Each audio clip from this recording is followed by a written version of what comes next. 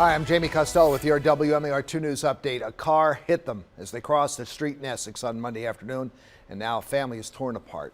Baltimore County Police say when a mother and her 3 children were crossing Eastern Boulevard here at Orville Road, when they were all hit by a BMW, 5-year-old Jaleel and 6-year-old Giovanni Norris died from their injuries. A third child, a 9-year-old, and their 30-year-old mom are still fighting for their lives. The driver stayed put right there at the scene.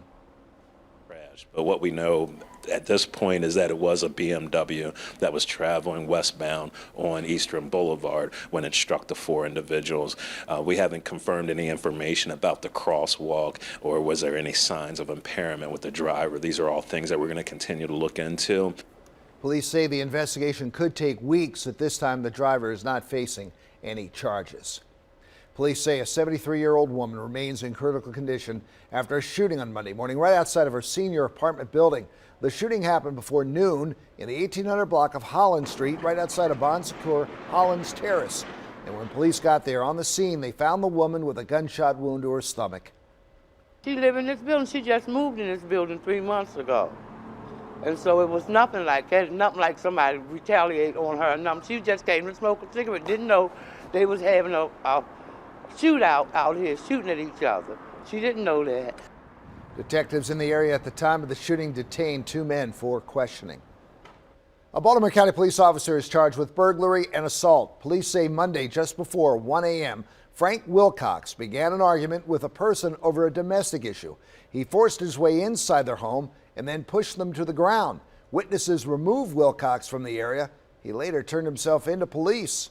We do believe this was a domestic situation. Third-degree burglary is a felony in Maryland. It involves breaking and entering into the residence and causing any type of crime once you've illegally entered into the residence. So once you've broken the plane of the residence by some type of force and then caused any type of crime inside the residence, that is a third-degree burglary. Wilcox is a 17-year veteran. His most recent assignment was at the White Marsh precinct. He is suspended without pay and is being held without bail. And Maryland's 2020 legislative session will get underway on Wednesday. Governor Larry Hogan laid out his plan for the upcoming session on Tuesday. The governor says his agenda includes bills that will hold public officials more accountable and create stiffer sentences for corruption. He says his top priorities are locking up violent repeat offenders and getting judges to hand out stiffer penalties. Without these bills, the efforts to get these shooters and violent criminals off our streets simply cannot be successful. Violent criminals off our streets is the #1 priority.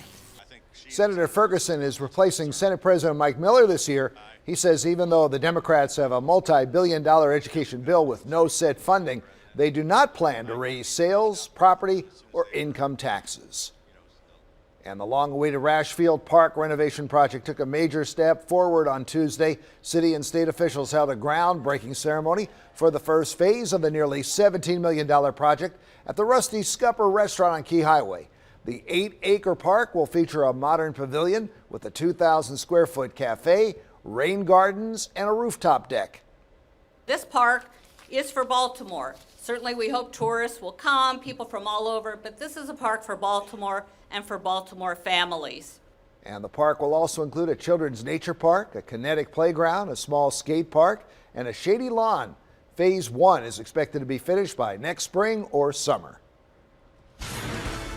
And with slippery roads and temperatures below freezing tomorrow morning, I'm expecting some of those ice patches to be a problem for that morning drive, so you'll want to drive a little bit slower. As we head into the afternoon, temperatures struggle to get out of the 30s here, and we're going to see a squall line move through the area. That's going to bring the potential for a few flurries here, and breezy winds going to make things feel real chilly through the evening hours. Temperatures only going to climb into the lower 40s for most of us. Could get to that mid-40s a little bit further south, and we're tracking cooler temperatures as we push towards your Thursday, only getting up to the upper 30s. A little bit more mild as we head towards your Friday. Saturday, chance of showers in the forecast just in time for game time. That's going to be lingering through your Sunday. Daytime highs by Tuesday in the mid-50s. All right, Patrick, click with us online at WMAR2news.com for updates on top stories and breaking news. Also for news and weather while you're out there on the go, download the WMAR2 app in the App Store.